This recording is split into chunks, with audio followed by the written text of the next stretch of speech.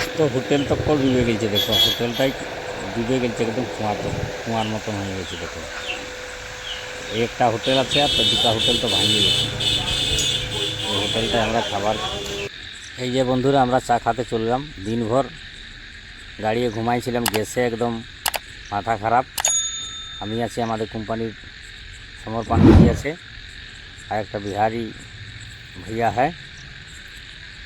তো এই মন্দিরটা এখন খুলে নাই, 5টার পরে এখানে খুলে। এই তো আমরা এখানে, জায়গাটা বহুত সুন্দর, এখানে একটু শুখা আছে, সমর পান্ডে বাবু দাঁড়াই আছে। আর এই দেখো গেট ভিআইপি গেট আছে, লেকিন যাতে দিনে সবাইকে ড্রাইভার খালাসি ওখানে জলদি যায় নাই। আর আমরা এই চা খাতে যাবো, এই জন্যে আমরা একটু দেখলি, দাঁড়ালি। সমর পান্ডে বাবু আছে, জিতেন বাবু আছে, আর ওই দাদাটা আছে।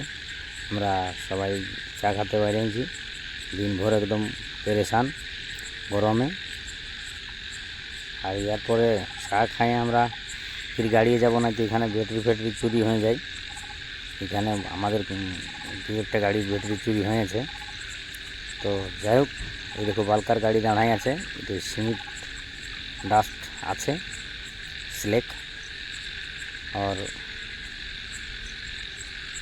চা খাতে বহুত দূর যেতে হয়। দেখো লেবার বাবুরা সবাই শিফট চেঞ্জ করছে, আর আমাদের শিফট চেঞ্জ নাই, 24 ঘন্টা ডিউটি আছি আমরা। ঘুমাই চোখ কান একদম ফুলে যাচ্ছে।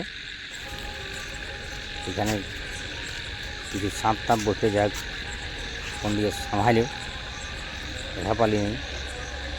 এবার চা খাতে যাচ্ছি, তো আসে গেলাম তো জিতেন বাবুর সঙ্গে যাচ্ছি চা খাতে।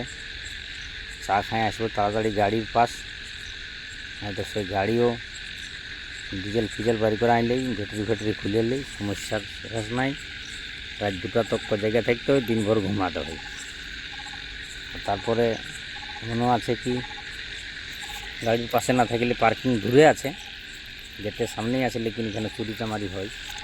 আর চুরি চামারি হয়ে গেলে জানছি বাহারে আছি আমরা। ফাইনালি বন্ধুরা আমরা এই হোটেল পৌঁছে গেছি। দেখুন হোটেলের অবস্থা, চাপা কল ভরে আছে টুঁটি তক্ক, আর পেছন দিকে কলা গাছ ডুবিয়ে আছে একদম।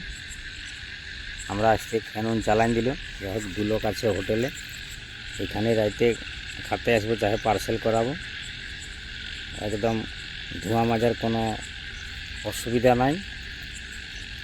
এখানে দেখুন আমরা চা খাতে বসেছি, আর মোবাইল ধরে রেখেছে আমাদের জিতেন বাবু, সমর পান্ডে বাবু চা খাচ্ছে, বিহারি বাবু চা খাচ্ছে, আর আমি এই চা খাই নিয়েছে।